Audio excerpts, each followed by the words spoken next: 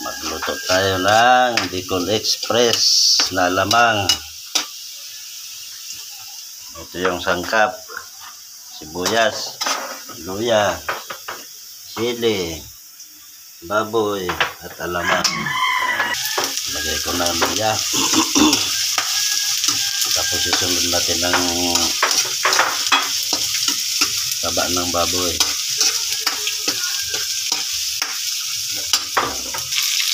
1/4 kilo taba ng baboy. Ayan, nagisa natin para lumambot siya. Ay, lugat ng kawali.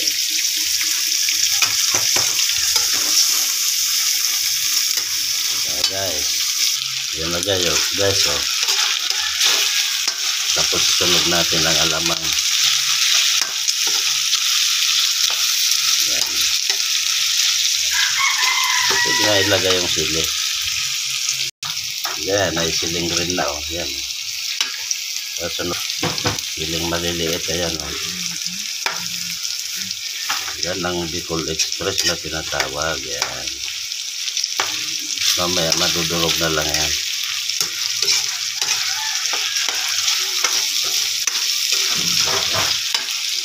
Yan, alamang. 1/4 na alamang.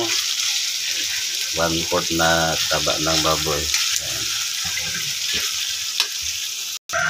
Kaya ko lang maluto ang taba ng baboy.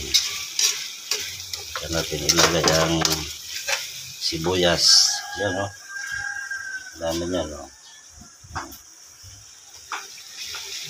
Yan.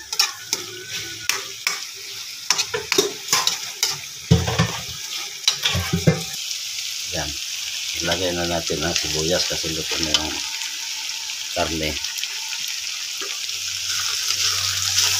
Kunting halo. Sarap nito. Ang sarap ito.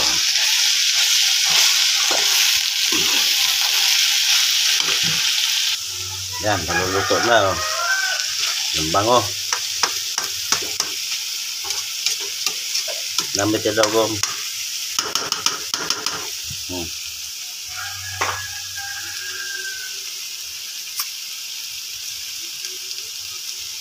Tama na? Yan. Ito na daw ang lasa. Yung anghang niya katamtaman. Pero pag dinurog mo yung sili lahat, uusok ang bunganga. Ayan. Ayan. Luto na. Okay na yan.